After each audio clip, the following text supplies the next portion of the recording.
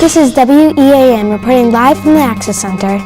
Hi, I'm Dominic. And I'm Book. And today on WEAN, we have Soren with Afghanistan, Grace with the Great Pacific Garbage Patch, Noah with How Dinosaurs Might Return, Lily with All-Time Olympic Jay Carey, Isaac with the Benefits of Virtual Reality, Dominic with Digital Music, and last, Brooke with air pollution. First up, we have Soren with Afghanistan.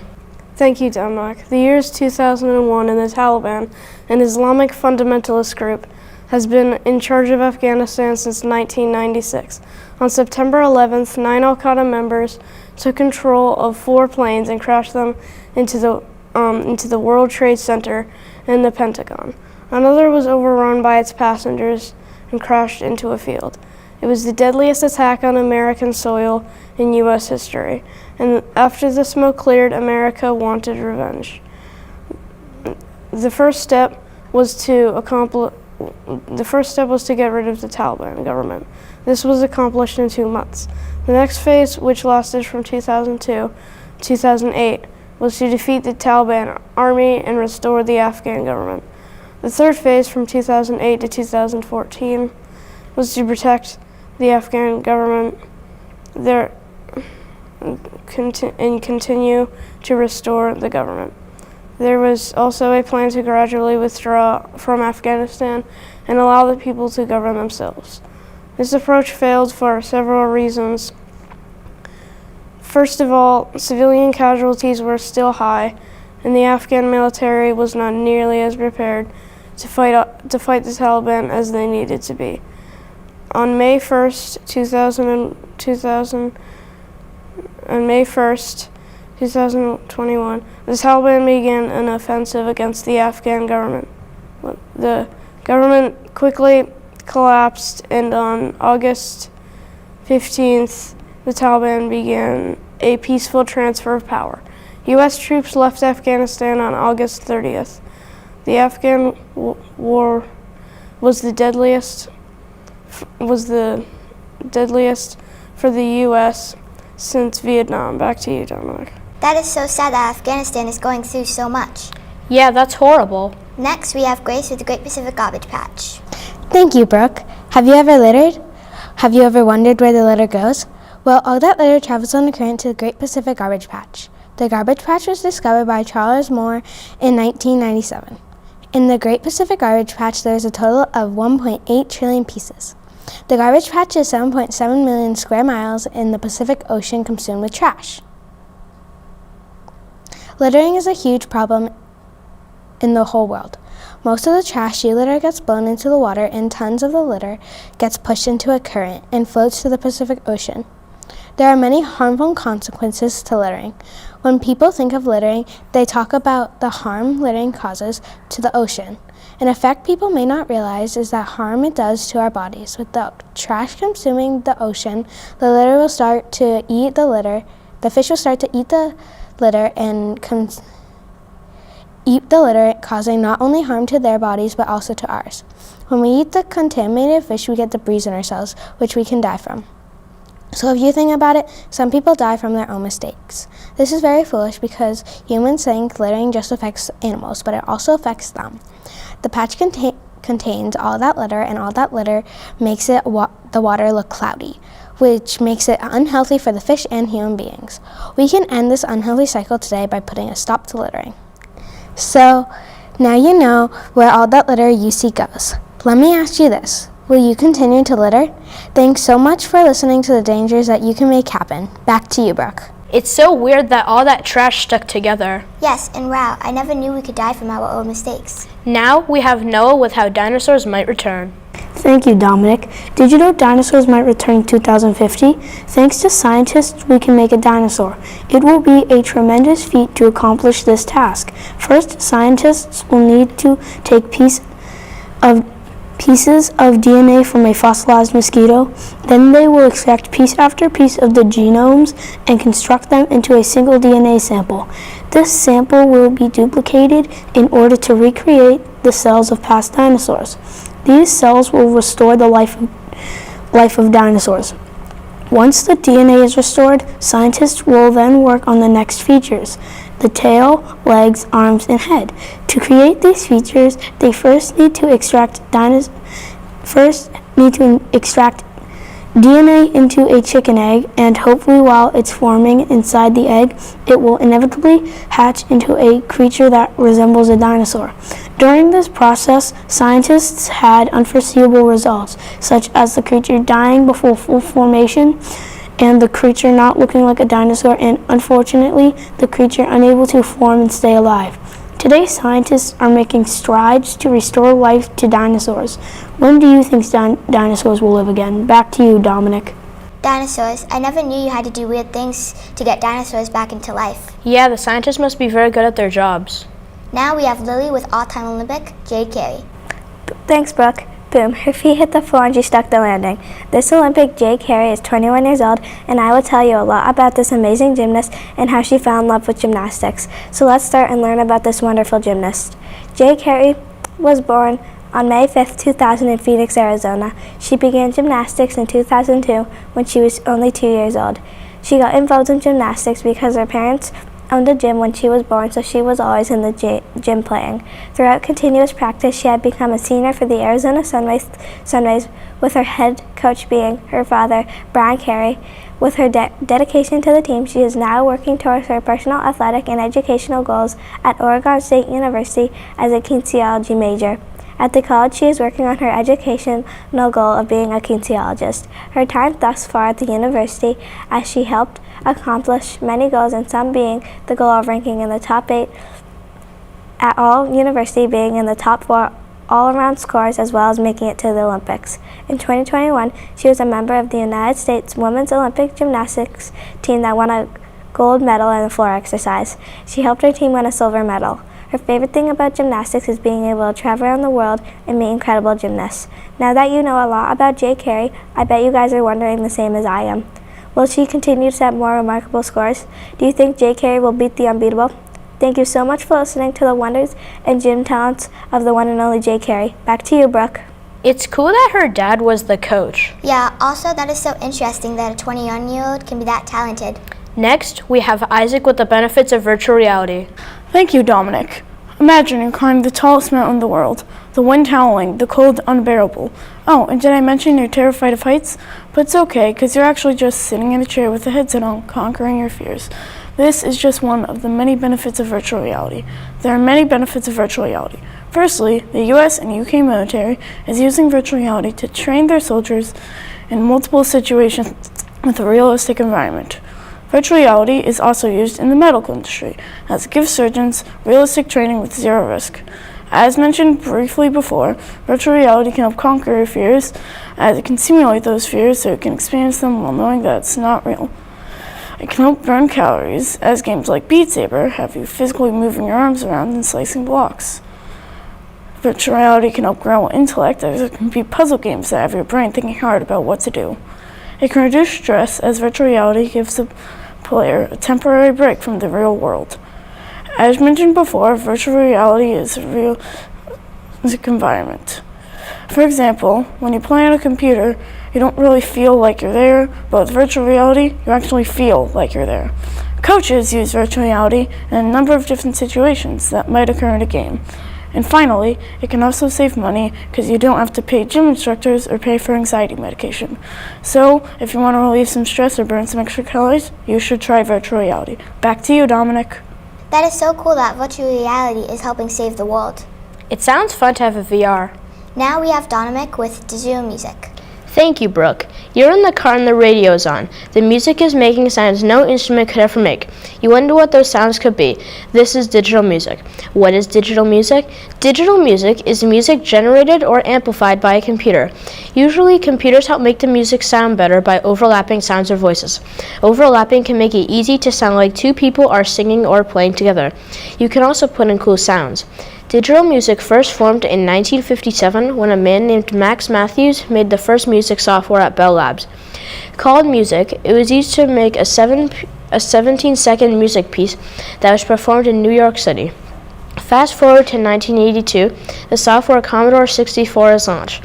It was the boost that composing needed. It had a SID sound chip in it, enabling users to make music with 3 channels of synthesis. It is still popular today, so you can still download C64 emulators to your PC. In 1985, Atari released the Atari ST. Now people can control external hardware with their PC. What happened next? In 1991, the Sound Blaster Pro sound card was launched, and it was super popular. It was only 8-bit though. The Sound Blaster 16 was released in 1992 and had 16-bit recording. In 1999, Cube-based VST 3.7 was released. It gave us the option to plug in software to the workspace. It came with Neon, a basic synth. Then, in 2001, Live was released and made people realize that there are more ways to make music. Now, new music software is being developed for phones and laptops. Now that you know how music is made, go make some. Thank you for listening. Back to you, Brooke. I had no idea that digital music has been around for so long. Last, we have Brooke with air pollution.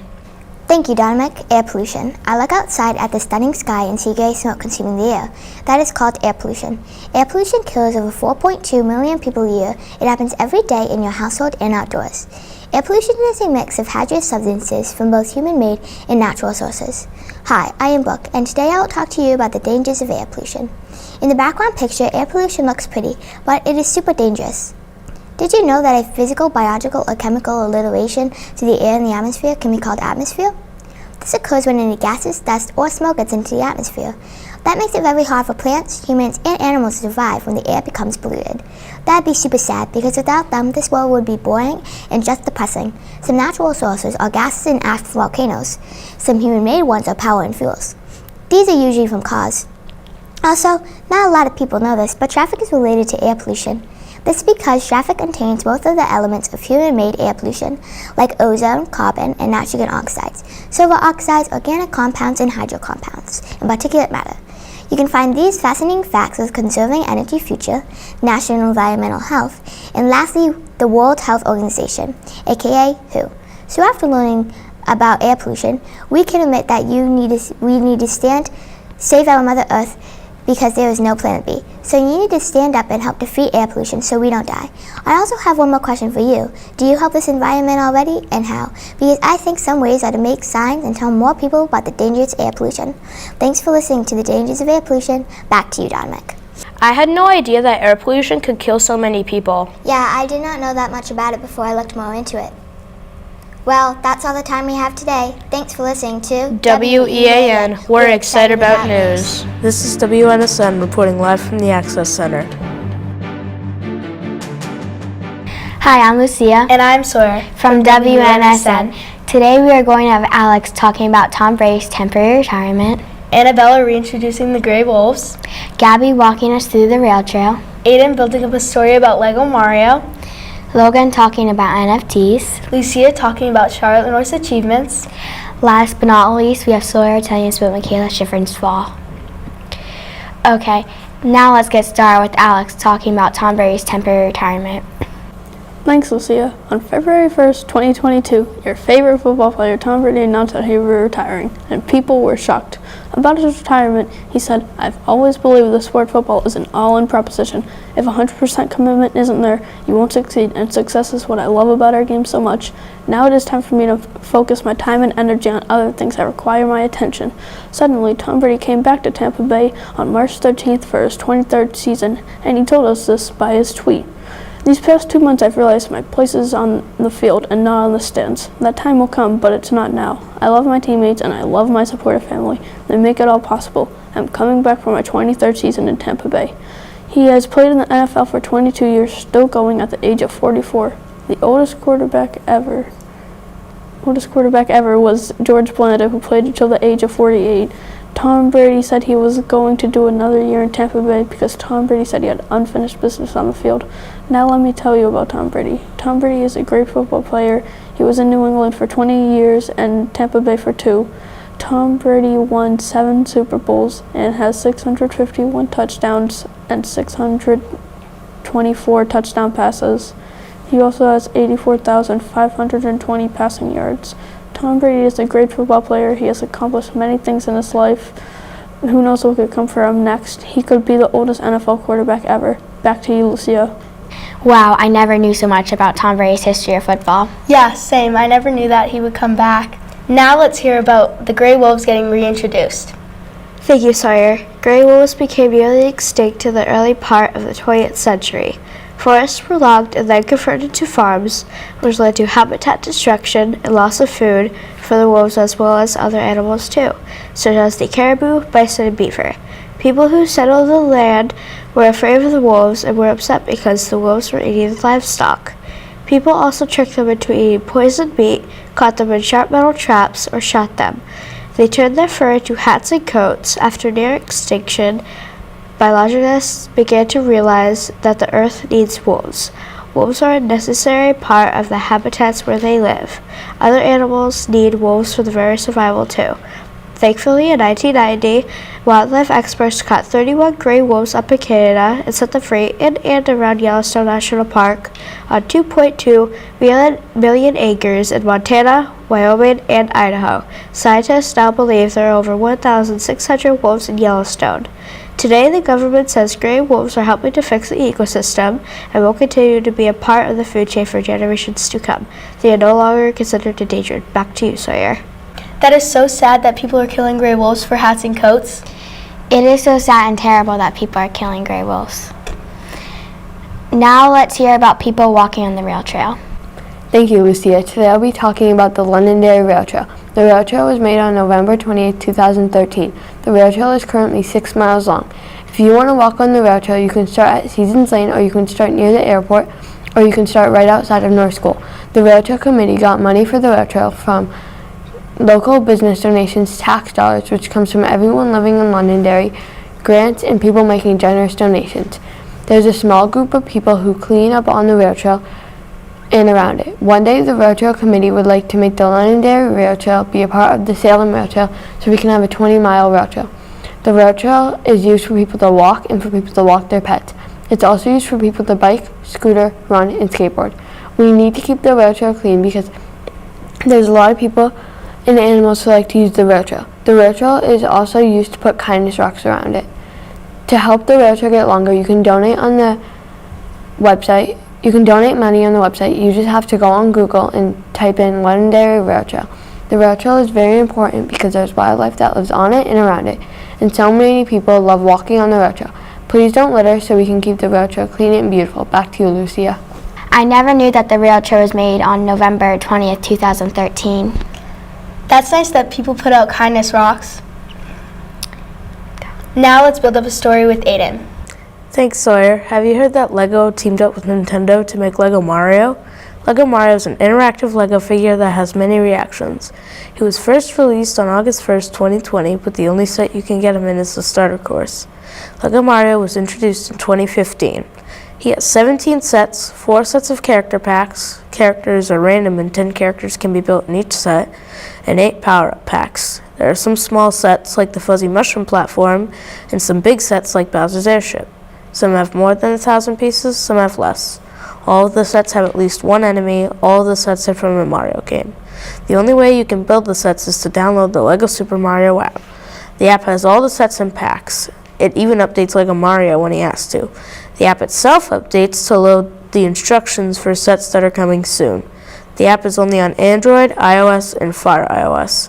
The sets are available at most stores. Now go to your nearest store and buy the LEGO Mario starter course. Back to you, Sawyer. Wow, I never knew that LEGO Mario was introduced in 2015. That's cool that there are lots of LEGO Mario sets. Now let's talk about NFTs with Logan. Thank you, Lucia. In the 20th century, people thought the internet and colored videos were the best you can get, but they were wrong. Have you ever heard of NFTs? NFTs are digital audio clips, videos, and art you can buy and sell. NFT stands for non-fungible tokens. NFTs that have sold are collections. Collections are numbered NFTs that have something in common, but different apparel. For example, one of my favorite NFTs is Bored Ape Yacht Club Ape, number 700 49 that sold for 2.9 million USD or 740 ETH. The NF for non-fungible means cannot be changed, moved, or do not exist in real life. Have you ever played Roblox, Minecraft, or Fortnite? Well, if you have, you've definitely heard of V-Bucks, Minecraft, Minecoins, or Robux. Those game currencies are non-fungible items, finding the T or tokens in the word NFT means items. So NFT also means digital items. You can buy NFTs and sell NFTs with almost every country's currency and cryptocurrencies, especially Ethereum, aka ETH, which is also like a digital museum. Another digital thing people talk about is the metaverse. The metaverse is an exact replica of Earth and a VR headset. Another thing that costs billions of dollars is buying property in the metaverse. You can also put up your NFTs in your virtual house. You can buy and sell property of all kinds and place it next to your as celebrity. For example, someone paid $450,000 to next to Snoop Dogg in the metaverse. The future's getting way out of hand. Back to you, Lucia. I never knew that much about NFTs. The NFTs sound really cool. Now let's learn about Charlotte North's achievements with Lucia. Thank you, Sawyer. Score. The crowd goes wild. Another goal for Charlotte North. This outstanding 5'7" athlete comes from Dallas, Texas to play attack for Boston College. Throughout her career, she has earned many titles, such as being the fastest player in Duke's history to score 141 goals, the Atlantic Coast Conference top female athlete of the 2020 to 2021 academy year, and winning the NCAA Women's Lacrosse title in 2021 for Boston College Chestnut Hill. Boston College has never won an NCAA lacrosse title until North joined their team. With the endurance and dedication from North, Boston College has earned their first championship title in 2021, resulting in her efforts to win the NCAA championship and being famous for her speed and performance. She has readily earned the 2021 Theatin Award for being the nation's top female lacrosse player. Charlotte North is an outstanding athlete and is famous for continually setting new records and accomplishing difficult feats. North set the NCAA record with 102 goals and finished with 141 points overall. She is a one-of-a-kind player that will continue to do great things for her teams and is a great source of inspiration for young athletes working to achieve their goals. Back to you, Sawyer. Oh my gosh, I never knew that Charlotte North scored 141 goals in her career. She most certainly did. Now let's learn about Michaela Shiffrin's fall. Thanks, Lucia. Olympic gold medalist, the Queen of Slopes, Michaela Shiffrin, has been dethroned after a fall in her best event. This tragic event took place in Beijing, China, 2022. Her performance was shocking to all around the world. On average, she is typically phenomenal on the slopes, but in Beijing, she met her match. Her mess-up cost her a chance at gold in her best event. Shiffrin was thought to have a solid chance of 5 gold medals in each of her events. In the giant slalom, Shiffrin faltered after roughly 11 seconds on the course. As she sped down the mountain, she lost control and was not able to hold her edges. She was disqualified after she did not finish the first of 2 giant slalom runs. The last time the 2-time Olympic champions did not finish a giant slalom was over 4 years ago. I feel I lost it for the team, Shiffrin said. She is trying to overcome what happened at Beijing. After her first fall, she still did not win a single medal. She didn't finish 3 out of 5 races. Fans really hope that Shiffrin does much better next time. Have you ever messed up on the slopes like Michaela? Back to you, Lucia. I can't believe that Michaela Shiffrin fell at her best event. Yeah, it's pretty sad. Well, that's all we have for WNSN. This is WAVE broadcasting live from the Access Center. Hi, I'm Gabriel. And I'm Vera. We are WAVE. Today we have Luke with Derrick Henry's life. We also have Gabe with the Ukrainian-Russia war facts and effects. Next you have Jake with global warming in New Hampshire. Ava with protecting the panda population. Bree with the Betty White Challenge. Addie with the history of cheerleading. Vera with the history of Spanish wrestling and the Outer Banks. Now we have Luke with Derrick Henry's life. Thank you, Gabe. Do you want to hear about one of the strongest running backs in history? Derrick Henry is an NFL superstar from Ely, Florida. He has played for the Tennessee Titans for 6 years. His journey to the NFL is not easy as it sounds. Derrick Henry was born January 4th, 1994. His parents were only 15 and 16 when he was born. His dad went to jail 20 times. Derrick Henry was raised by his grandmother, Gladys. She nicknamed Derrick Shaka. From the time he was 2, he loved football. He was an excellent baseball player and ran track. His size made it impossible to tackle him. In high school, He was so good that he immediately played for the varsity team. After finishing high school, he had 12,124 rushing yards and 153 touchdowns from rushing. He also broke many records. Did you know in one full season Derrick Henry had more rushing yards than Ezekiel Elliott had in 3 years of high school? Derrick Henry played college football at the University of Alabama and U.S. Army. He was the all-time leading rusher in the Heisman Trophy winner in 2015. Derrick Henry was a round 2 draft pick and a 45th overall in 2016 by the Tennessee Titans. So far, he has one of the most vicious stiff arms in history, right behind Marshawn Lynch. Did you also know that Derrick Henry tied the 36-year-old record for door-to-door Dorsett? The record was a 99-yard touchdown. Also, he's the fastest running back in the NFL. Now you know the early life and career of Derrick Henry. Back to you, Gabe. Wow, I never knew how sad Derrick Henry's life was. Wow, I can't believe how hard Derrick Henry's life was. Now we have the Gabe with the Ukrainian-Russo conflict. Thanks, Vera. On February 24th, 2022, Russian troops invaded the eastern Ukrainian territory of Donbas, but they've been sibling at the border of Ukraine since October. Now, more and more shelling is happening, especially in and around the area of Kyiv, Ukraine's capital city. Russia's army is over 4 times larger than Ukraine's. Despite being outnumbered, the Ukrainians are putting up a fight. The Russians are still advancing by force and are on the verge of getting control of Ukraine's capital. So far, 2.8 million refugees have been forced out of their home in Ukraine. 1.8 million refugees have fled to Poland, but they won't really be going there. They will go anywhere westward and away from Russia, such as Romania and Germany. The war will affect their daily life. First off, gas prices have risen. Even though President Biden promises to keep prices at the pump low, food prices are continuing to rise due to a shortage of fertilizer. Right now, people that have relatives in Ukraine are also feeling worried. Let's hope this conflict ends quickly. Back to you, Vera. Well, we need to protect ourselves from World War III if it happens. We need building bunkers. Now we have Jake with global warming in New Hampshire. Thank you, Vera. Today we'll be talking about global warming. Global warming started in the late 1800s in Europe from greenhouse gases created by the Industrial Revolution. How does global warming affect New Hampshire? Global warming will cause the water level to rise 1 to 2 feet in the next 80 years.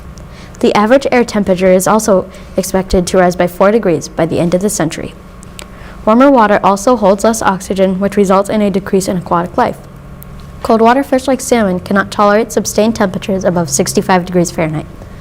If we don't do anything, lakes and beach houses will become flooded and less people will go on vacation. Summer tourism brings in almost $2 billion to New Hampshire each year, so this is a big problem. Warmer winters means reduced snowfall, which shortens the winter season. This will result in a decline in the total amount of maple syrup able to be produced. Last year, maple syrup production in New Hampshire declined by 18%. Climate change is making it increasingly harder for ski resorts to function at their best. In New Hampshire, the ski industry brings in $550 million. This is important for the local economy. We should all help save the environment. What will you do to help? Back to you, Vera. Wow, we need to invest in solar panels and electric cars. Time to invest into a Tesla. Now we have Ava with protecting the panda population. Did you know that pandas are endangered? Today there are only 2,060 pandas living in the wild. With this little amount left in the world, it proves that panda bears are slowly dying out and are on the verge of being on the endangered species list. The giant panda is considered vulnerable to extinction due to the fact that pandas reproduce so infrequently. With the pandas unable to reproduce often, it is extremely difficult for the population to recover from such a low point. Other reasons for the pandas risking extinction are poaching and decrease in food supply. Another reason that the panda population has declined is habitat destruction. As the human population in China continues to grow, the panda habitat gets taken over by development, which forces them to be pushed into smaller and less livable areas. As time passed, people started to see the threat the pandas were facing. After realizing the panda bear population was almost left to extinction, China has made progress in protecting these animals. Steps have been taken are protecting the panda habitat, making laws against hunting and capturing these animals, as well as increasing the amount of pandas in captive breeding programs. Many incredible efforts have been made to protect these beautiful animals, one being the opening of a new panda national park in central China. The park covers 70% of the animal's existing habitat and helped pandas reproduce quicker in captive breeding. Another thing they do to protect pandas is increase the area of panda habitat under legal protection. This protection prevented hunters and poachers from harming the animals, as well as preventing development on their homes. These changes helped increase reproduction rates, habitat, food, and overall better lifestyle for the pandas. Please continue to help these adorable pandas survive for many years to come. Back to you, Gabriel. Wow, we're going to make more wildlife preserves. Those poor pandas. Now we have Bria with the Betty White challenge. Thanks, Vera. Do you have an animal? Are you an animal lover? If so, then I'm sure you'd be interested in this. Betty White was a famous actress that loved animals and wanted to learn about all the animals around the world. Throughout her life, she supported several animal-related nonprofits by making donations and rescued numerous animals. She was honored in 2016 by the city of Los Angeles for her lifelong work for animal welfare. Betty White had sadly passed away right before she would have turned 100 on January 17, 2022. Since Betty White had a passion for saving animals, the Betty White Challenge was created in her memory on January 17th. The Betty White Challenge encouraged people to donate to animal shelters in her name, and fans quickly participated in this online movement. People all around the world donated money to help animal shelters and animal charities. This challenge caused many people to donate, and the numbers are proof of this. For example, the city of Orlando raised more than $42,000 and Canada raised more than $186,000, all to honor Betty White. All the donations and charities received $12.5 million to honor Betty White. It is incredible to see so many people donate to animal shelters all around the world and to fulfill the lifelong dreams of Betty White. Back to you, Vera. Wow, I can't believe how many people took time out of their day to shelter, feed, and protect these animals. Wow, I can't believe how hard these people try to protect these animals. Now we have Addie with the history of cheerleading. Do you want to learn some facts about All-Star Cheer? Cheer became a sport in the late 80s. It took place in the United States. It became a sport because people cheered for school spirit and made up cheers to get the crowd involved. You also may ask, how did cheer become a sport? It all started with college football when Minnesota opened cheerleading to women in the 1930s. All-Star Cheer is a very high-energy sport. It involves athletes competing with a 2.5-minute routine composed of stunts, tumbling, pyramids, and dance. Teams are formed based on tiers for every ability level. Levels range from level 1 to level 7. Why is All-Star Cheer important? All-Star Cheer is important because every athlete works hours at their gym. At the gym, they can work on progressing a routine or making their tumbling stronger. Coaches work all day and all night making an amazing routine. Now that you know lots about cheer, would you like to soar through the sky? Also, would you like to become an all-star cheerleader? Back to you, Vera. I can't believe how long cheerleading has been a thing. I wish I was a cheerleader. That seems so fun. Now we have Vera with the history of Spanish Mustangs in the Outer Banks. Thanks, Gabe. Do you like horses? In the 1520s, wild colonial Spanish Mustangs swam ashore the northern part of the Outer Banks in North Carolina. It is a mystery that hasn't been solved. People say the horses swam ashore from the shipwrecks. Due to the shipwrecks, most of the horses drowned or died, but luckily 100 horses did survive this difficult time. Since then, the horses have thrived in the Outer Banks, and the legacy of these horses will live on with new adults and foals living in the Outer Banks. In order to protect these magnificent animals, the government made it illegal to get more than 50 feet within a wild horse. Today, they're living on the northern part of the Outer Banks, all under protection of the National Park Service. Through this continuous protection, the herd size decreases slightly from year to year, but the population size has overall remained fairly steady and predictable in recent years. With the growth in population and importance these horses have to the Outer Banks, it causes North Carolina to name these beautiful horse creatures their official state animal. Back to you, Gabe. Wow, I love horses. They're so cool. Well, I don't know how long Spanish Mustangs have been in the Outer Banks. Well, that's all the time we have today. This is WAVE signing off.